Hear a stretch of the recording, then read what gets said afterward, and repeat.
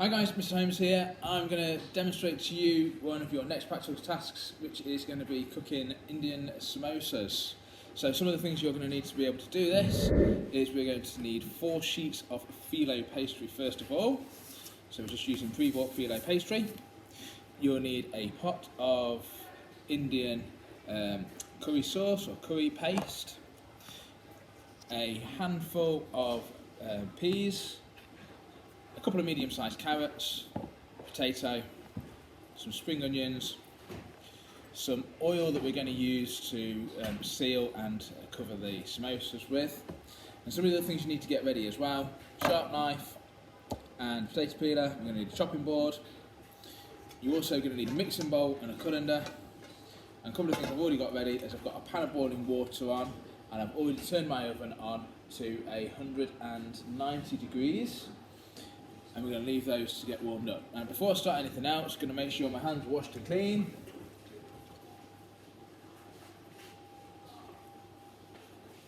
And I also made sure that all my work surface, work area was wiped down before I started. And if you've got any jewellery on or watches on, make sure you take those off. It's up to you whether you wear an apron or not. Okay, if you want to protect your clothes a little bit more, then put yourself an apron on. Right, your very first task. Get that medium-sized saucepan on the hob onto a medium heat, just get it simmering away warm. Next thing we also need to do is get our potatoes and carrots peeled.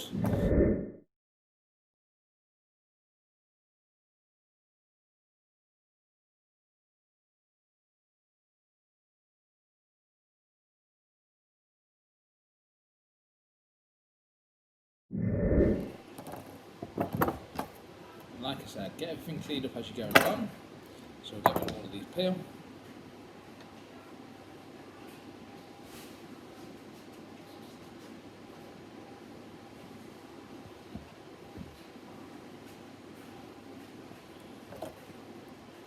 Top and bottom your carrot. Now this is where you need to make sure you're using your claw technique when you're holding your knife. So use the knife, use your fingers so they're not out forwards but they're out backwards, so the knife is against the edge of your knuckles, stopping them from being cut. Same with the second one. Take the top and bottom off. They can go in the bin. Now we're going to dice these carrots, so I'm going to cut it in half down the centre first of all, bridging over the carrot. So again, I'm holding it nice and firmly, but my fingers aren't near the knife. Going to half that again, so I've now got it in quarters. And same with the second carrot, bridge over the top and into quarters and into quarters again. Next we're going to dice them, so claw technique, sliding the knife against your knuckles.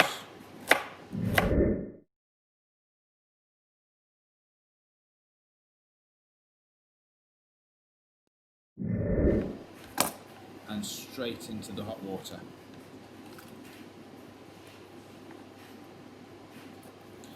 Next thing we're going to do is dice the potato. Again, we want it in fairly small sections, so I'm going to slice it in half first of all. Now what I'm going to do is I'm going to claw over the top, slice almost all the way through, move a little bit higher, almost all the way through, and at the top, almost all the way through. Now I'm going to slice down through the potato, using that claw technique again, and then I can slice along the potato and it should come out as nice little cubes.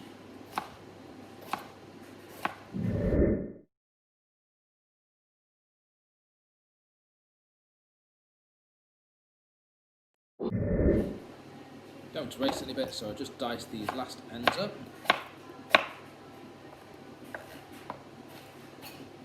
Again, keep that claw technique. And the other bit. And put those last bits in the pan. Now we're going to leave these in that water on a medium temperature for about 10 minutes. And after about 10 minutes, they should have softened up enough for us to move on to the next stage. Okay, the next thing I want to do is I want to get my baking tray ready, because these are what we're going to cook the samosas on, and I'm just going to lightly grease this baking tray.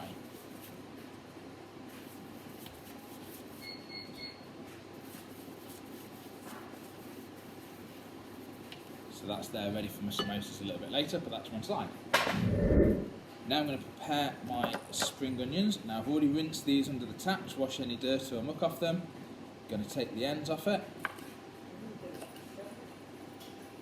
And now I'm going to use my claw technique again to slice these spring onions into smaller bits.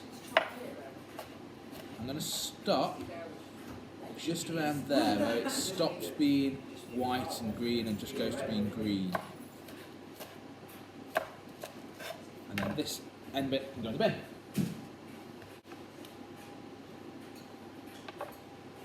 These bits of spring onion are just going to go in the mixing bowl. I'm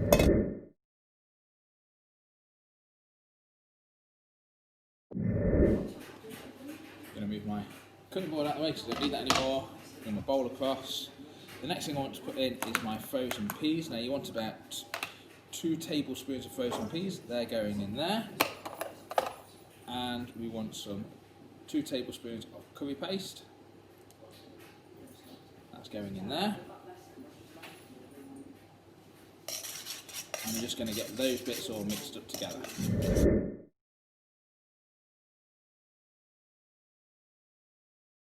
And now we've got to wait about another 5 to 6 minutes until the potatoes and carrots have softened up, and then we'll drain those and we'll add them into this. It's a good chance to do a little bit of your tidying up while you go.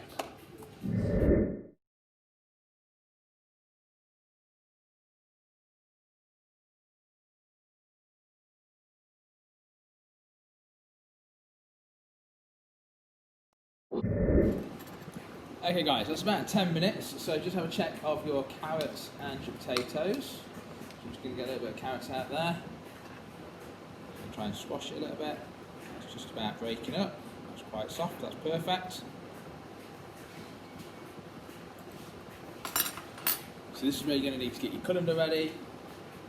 We can turn the hob off. Carefully take your pan over to a sink.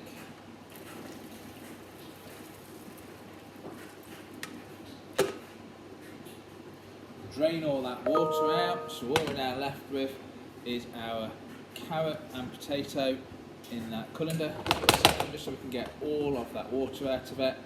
And we're going to add that to our peas and spring onions and curry sauce, and that can go ready to be washed.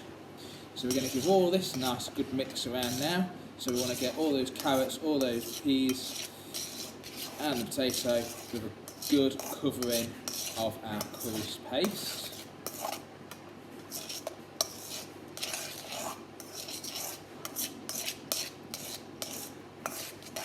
Now we don't want them really soft so they actually crumble in your fingers, because we are going to be baking these as well in a minute, which is going to soften our vegetables up even more. So that's all nicely mixed. I've got a good mix of the curry paste over all of it. I'm going to move that to one side. I've already given my work surface a bit of a wipe down, so I know that's clean.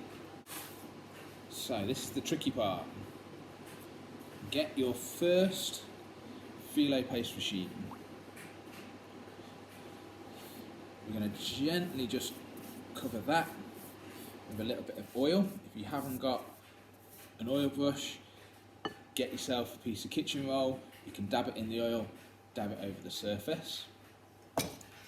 Then we need to start filling them. The first thing we're going to do is fold it in half.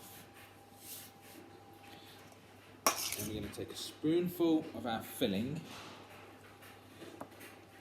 place it in one corner. We don't want to put too much on, otherwise it will start bursting open.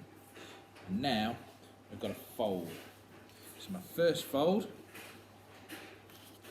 is diagonally that way. I'm going to carefully pick it up underneath and fold it back. Over again. Lost some of my fillings out.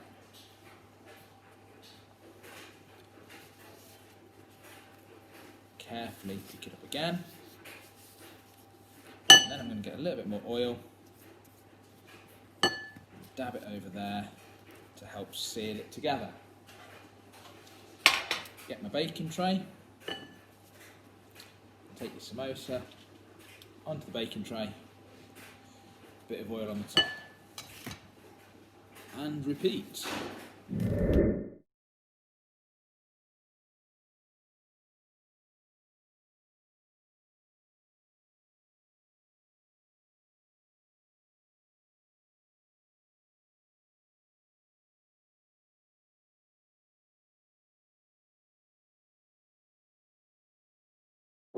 Okay, got your tray full.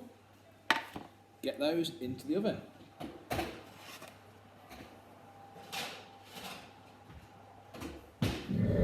And we're going to bake those for about 10 to 15 minutes.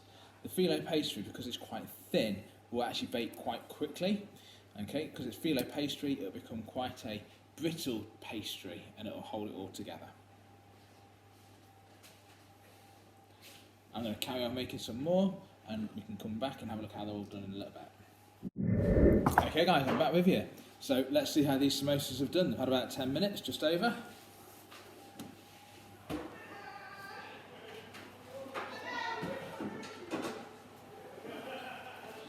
And they're looking pretty good.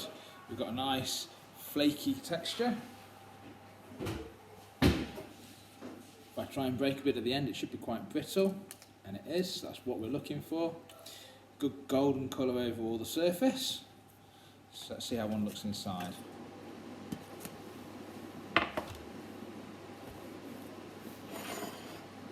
Let's go for it.